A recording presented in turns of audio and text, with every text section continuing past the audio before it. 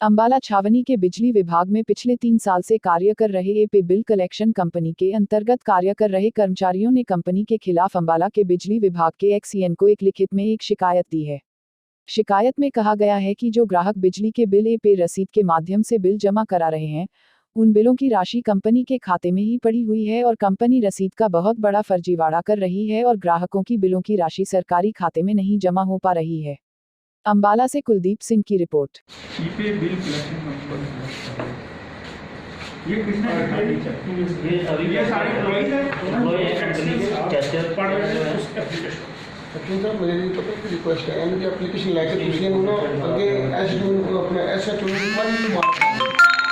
हमारी तो डिमांड नहीं है पर सर एसएचओ को कहो एफआईआर दर्ज करें इस मामले में सब एसडीओ लिखें एसएचओ को।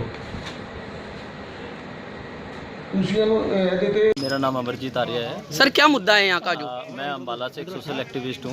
मुद्दा हमारे पूरे अम्बाले का और लगभग 6 महीने से हम अपने एक्शन साहब को बता रहे हैं कि ईपे इन्फोसिस प्राइवेट कंपनी जो है वो कंपनी अम्बाला के लोगों के साथ फ्रॉड कर रही है। बिल के अगेंस्ट, पेमेंट के अगेंस्ट नकली रसीदें उपभोक्ताओं को दी जा रही है और उसी का खामियाजा यहाँ के लोगों को भुगतना पड़ा। और आज जो कि हमारे ये बच्चे अम्बाला के हैं, ये इस कंपनी में सैलरी बेस्ड पे काम करते थे, एम्प्लॉय हैं इस कंपनी के। ये एम्प्लॉय भी बता रहे हैं कि किस तरह कंपनी ने बहुत मोटी राशि लोगों के अकाउंट में जो जमा करवानी थी वो नहीं करवाई, अपने ही अकाउंट में उस पैसे को रखा हुआ है। कितना को घोटाला हुआ है, कुछ पता है इसमें? अभी इसकी कैलकुलेशन करना तो, क्योंकि मैन टू मैन मिलना बहुत लंबा काम है। हम चाहते हैं कि अधिकारियों के पास सारा रिकॉर्ड होगा, अधिकारी सब बता सकते हैं। तो हमारी तो नॉलेज में जितने लोग आते रहे, हम टाइम टू टाइम एक्शन साहब को बताते रहे।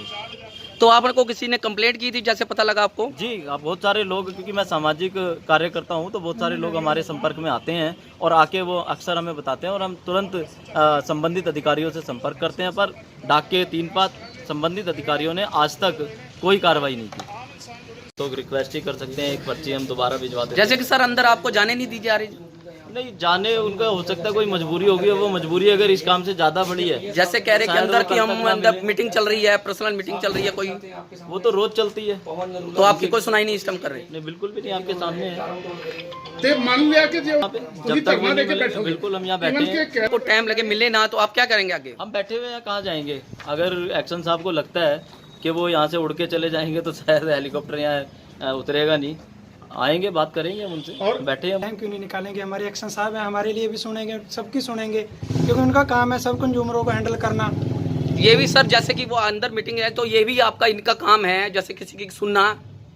तो सर वो तो सुनेंगे ही, क्योंकि पदाधिकारी हैं, उच्च अधिकारी हैं, उनको तो सुनना ही पड़ेगा। दसो कि जेड़ा मुश्किल आ रही है ने सारी मुश्किल वहाँ पे जो ईपे इनको तरफ से जो रसीदें हम काटते हैं कंपनी के कहने पर, जो हमें डेली अफोर्ड करते हैं कि आप ईपे से रसीदें काटो, ठीक है जी। UHBBN में कई बार बैलेंस नहीं होता तो वो बोलते हैं कि हमें ईपे से रसीदें काटो, तो वो टाइमली पोस्ट नहीं हो पाते, तो वो अगला जो नेक्स्ट बिल बनता है उसमें लग के आता है बिल। तो बेटा सीधे जो ये ईपे इन्फो तरफ से हम रसीदें काटते हैं ना, वो पोस्ट नहीं होती। ये इन्फो तरफ से जो रसीदें हमारे से कटवाते हैं वो टाइमली पोस्ट नहीं कर पाते, इस कारण वो बिल अगले बिल में जुड़ के आती हैं, जिससे पब्लिक को भी हरासमेंट होती है और हमें भी हरासमेंट। मोहित गुलाटी है सर। ये जो मुद्दा है जो कह रहे घोटाला हुआ है कुछ रसीदों का, इसके बारे में बताना जरा।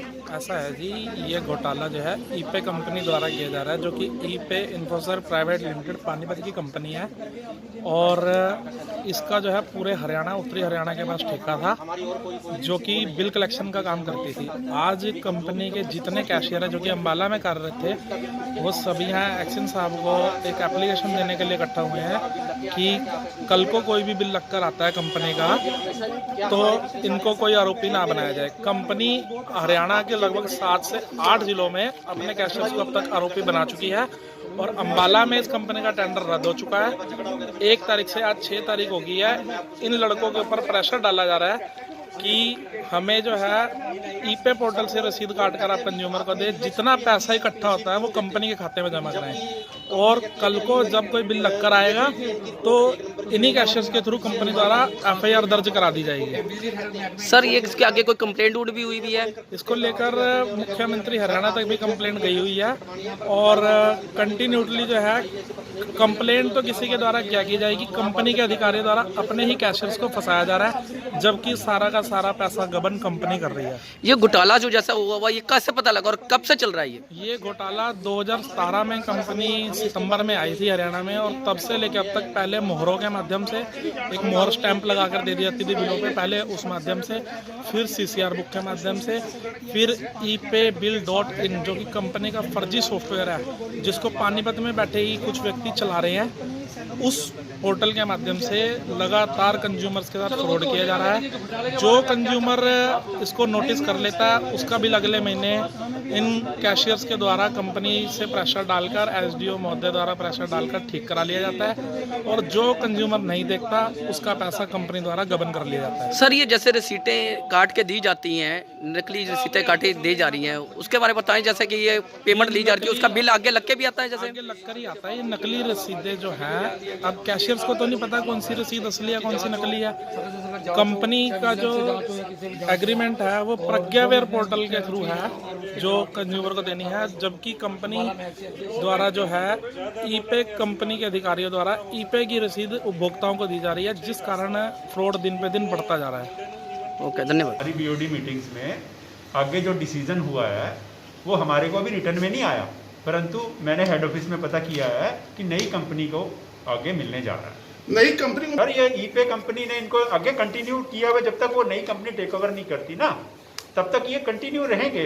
10-15 दिन तो लग सकते हैं ना नई कंपनी। और वन शॉट हमारे नोटिस में इनके ये उस कंपनी के एम्प्लॉइज हैं जो इनको देती है, वो इनके साथ जो एग्रीमेंट्स हैं है ना जी, वो हमारी तरफ से तो वो पूरे वेतन को पूरा करते हैं। कम से कम आप ये कबूल तौर पर आपके पास जाओ। अभी आप बता रहे हो कि इनको इतना कम वेतन मिल रहा है। अभी नहीं, मैं तो कैंसिल होने की बात कर रहा हूँ। हाँ, वर्बल तौर पे टेलीफोनिकली हमें पता लगा है कि HESL को देने वाले हैं। कहाँ का कैंसिल हुआ सर?